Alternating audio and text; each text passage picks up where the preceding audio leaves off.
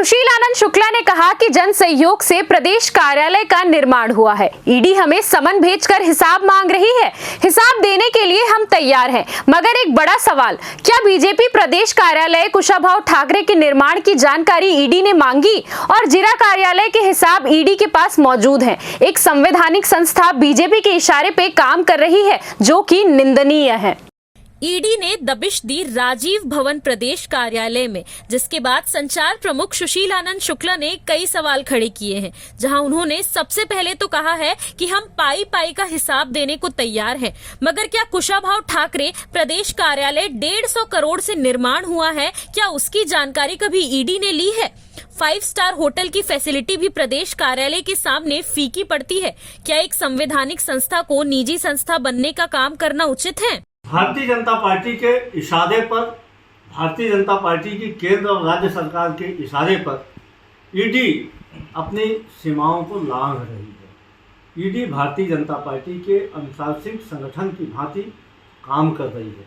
ED की कार्रवाई अब राजनीतिक विद्वेष की पराकाष्ठा को पार कर चुकी है। आज बेहद ही आपत्तिजनक कार्रवाई ईडी के द्वारा की गई। ईडी ने कांग्रेस के प्रदेश मुख्यालय में संबंध भेजा है। कांग्रेस के एक जिला कार्यालय के बनाए जाने के संबंध में जानकारी मांगी। अरे हमने तो विपक्ष में रहने के दौरान 15 साल जब हम सत्ता में नहीं थे, तो जन सहयोग से, अपने कार्यकर्ताओं के सहयोग से इस राजीव भवन को बनाया है, जहां से जनता की आवाज़ उठाई जाती है। हम आना पाई का हिसाब दे देंगे, एक एक पैसे का हिसाब देंगे।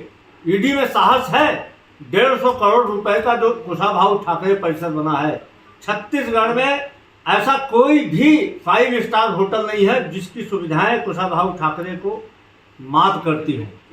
इतनी ज़्यादा कुशाभाऊ ठाकरे में सुविधाएं हैं। 150 करोड़ रुपए में कुशाभाऊ ठाकरे परिसर बना हुआ है। उसका वित्तीय सोर्स क्या है? ईडी उसकी जांच करेगी।